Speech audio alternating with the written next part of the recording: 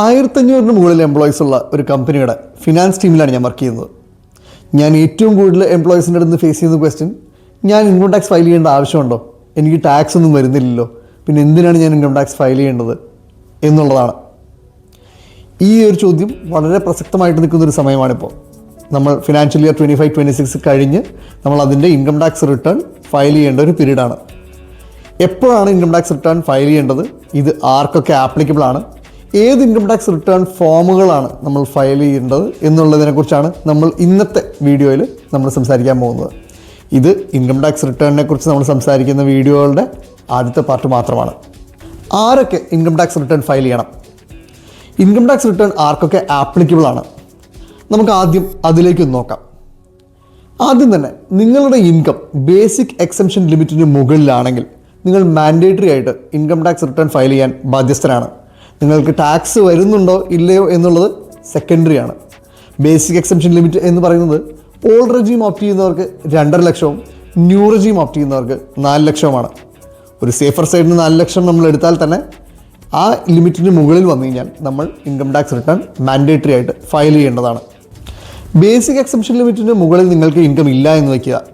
എന്നാൽ ചില പ്രത്യേക ട്രാൻസാക്ഷൻസിൽ നിങ്ങൾ ഈ വർഷം എൻഗേജ് ചെയ്തിട്ടുണ്ടെങ്കിൽ നിങ്ങൾ അപ്പോഴും ഇൻകം ടാക്സ് റിട്ടേൺ ഫയൽ ചെയ്യാൻ ബാധ്യസ്ഥരാണ്. ഏതൊക്കെയാണ് ആ ട്രാൻസാക്ഷൻസ് എന്നുകൂടി നമുക്കൊന്ന് നോക്കാം. നിങ്ങളൊരു ഫോറിൻ ട്രാവലിന് പോവുകയാണ്. ആ ഫോറിൻ ട്രാവലിന് നിങ്ങൾ 2 ലക്ഷത്തിൽ കൂടുതൽ എമൗണ്ട് ഇൻകർ ചെയ്തിട്ടുണ്ടെങ്കിൽ നിങ്ങൾ ഇൻകം ടാക്സ് റിട്ടേൺ മാൻഡേറ്ററി ആയിട്ടും ഫയൽ ചെയ്തിരിക്കണം. അതുപോലെ തന്നെ നിങ്ങൾ ഒരു വർഷം നിങ്ങൾ അടച്ചിരിക്കുന്ന ഇലക്ട്രിസിറ്റി ബിൽ 1 ലക്ഷത്തിന് മുകളിലാണെങ്കിൽ അപ്പോഴും ഇൻകം ടാക്സ് റിട്ടേൺ മാൻഡേറ്ററി ആയിട്ട് വരും. നിങ്ങളുടെ കറണ്ട് അക്കൗണ്ടിലേക്ക് നിങ്ങളൊരു 1 കോടിയിൽ കൂടുതൽ എമൗണ്ട് ഡെപ്പോസിറ്റ് ചെയ്യുകയോ അതല്ല നിങ്ങളുടെ സേവിങ്സ് അക്കൗണ്ടിലേക്ക് നിങ്ങൾ 50 ലക്ഷത്തിൽ കൂടുതൽ ഡെപ്പോസിറ്റ് ചെയ്യുകയോ ചെയ്താൽ നിങ്ങൾക്ക് ഇൻകം ടാക്സ് റിട്ടേൺ മാൻഡേറ്ററി ആയിട്ട് ഫയൽ ചെയ്യേണ്ടി വരും.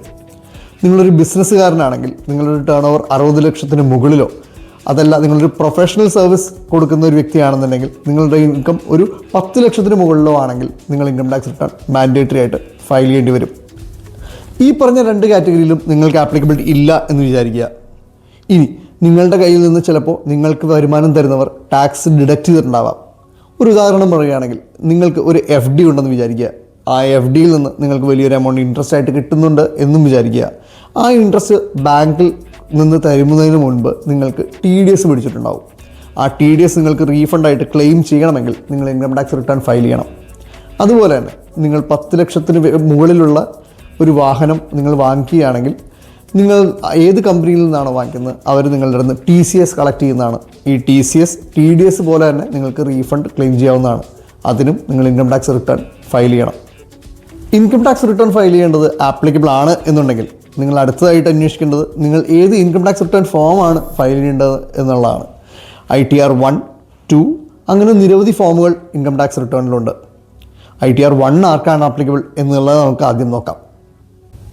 നിങ്ങൾക്ക് സാലറി ഇൻകം ആണെങ്കിൽ, അതുപോലെ ഇൻട്രസ്റ്റ് ഇൻകം അല്ലെങ്കിൽ ഡിവിഡൻഡ് ഇൻകം, നിങ്ങൾക്ക് റെൻ്റൽ ഇൻകം കിട്ടുന്നുണ്ടെങ്കിൽ, അതും നിങ്ങൾക്ക് സ്വന്തമായിട്ട് 2 ഹൗസ് പ്രോപ്പർട്ടിയിൽ താഴെയാണുള്ളത് എന്നുണ്ടെങ്കിൽ നിങ്ങൾ ഇൻകം ടാക്സ് റിട്ടേൺ 1 അതായത് ITR 1 ആണ് ഫയൽ ചെയ്യേണ്ടത്. ഒരു കാര്യം കൂടിയുണ്ട്, നിങ്ങളുടെ ITR 1 ഫയൽ ചെയ്യുമ്പോൾ നിങ്ങളുടെ ടോട്ടൽ ഇൻകം 50 ലക്ഷത്തിൽ താഴെ കൂടി ആയിരിക്കണം. അടുത്തത് ITR 2 ആണ്. മേൽപ്പറഞ്ഞ ഓരോ ഇൻകം അത് കൂടാതെ ക്യാപിറ്റൽ ഗെയിൻസ് ഇൻകം, 2 അതിൽ കൂടുതൽ ഹൗസ് പ്രോപ്പർട്ടിയിൽ നിന്നുള്ള റെൻ്റൽ ഇൻകം ഉണ്ടെങ്കിൽ, നിങ്ങളുടെ ഇൻകം 50 ലക്ഷത്തിന് മുകളിലാണെങ്കിൽ, നിങ്ങളുടെ അഗ്രികൾച്ചറൽ ഇൻകം ഉണ്ട്, ആ അഗ്രികൾച്ചറൽ ഇൻകം 5000ത്തിൽ കൂടുതലാണെങ്കിൽ നിങ്ങൾ ITR 2 ആണ് ഫയൽ ചെയ്യേണ്ടത്. ITR 4 ഫയൽ ചെയ്യേണ്ടത് ബിസിനസ് ഓർ പ്രൊഫഷണൽ ഇൻകം ഉള്ളവരാണ്.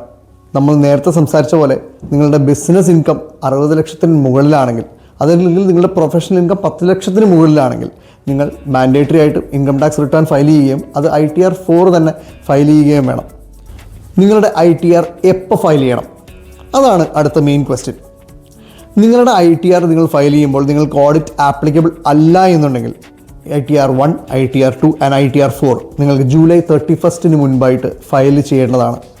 അല്ലാത്ത പക്ഷം അതിൽ ഇൻട്രസ്റ്റ് അല്ലെങ്കിൽ പെനൽറ്റി ആപ്ലിക്കബിൾ ആയിട്ട് വരും. മറിച്ച് ടാക്സ് ഓഡിറ്റ് ആപ്ലിക്കബിൾ ആയിട്ടുള്ള കേസുകളാണെങ്കിൽ നിങ്ങളുടെ ഡ്യൂ ഡേറ്റ് ഒക്ടോബർ 31 ആണ്. അതുകൊണ്ട് ആദ്യം ടാക്സ് ഓഡിറ്റ് ആപ്ലിക്കബിൾ അല്ലാത്ത ITR 1, ITR 2, ITR 4 July 31 file ചെയ്യാൻ ശ്രമിക്കുക. ITR 1, 2 and 4 ഇതിൻ്റെ നോൺ ഓഡിറ്റ് കേസുകളാണ് നമ്മളിപ്പോൾ സംസാരിച്ചത്. ഇതിൻ്റെ ഓഡിറ്റ് കേസുകളുടെ ഡ്യൂ ഡേറ്റ് പിന്നീടാണ്. നമുക്കതിനെക്കുറിച്ച് വിശദമായിട്ട് മറ്റൊരു ഭാഗത്തിൽ സംസാരിക്കാം. ഇപ്പോൾ നിങ്ങൾ ഫയൽ ചെയ്യേണ്ട നിങ്ങളുടെ ഇൻകം ടാക്സ് റിട്ടേണിനെ കുറിച്ച് എന്തെങ്കിലും സംശയങ്ങളോ ക്ലാരിഫിക്കേഷൻസോ ആവശ്യമുണ്ടെങ്കിൽ നിങ്ങൾക്ക് യൂട്യൂബിൽ DM ചെയ്യാവുന്നതാണ്, ഇൻസ്റ്റാഗ്രാമിൽ ഡയറക്റ്റ് മെസ്സേജ് ചെയ്യാവുന്നതാണ്. മറ്റൊരു വീഡിയോയുമായി വരുന്നവരെ താങ്ക് യു.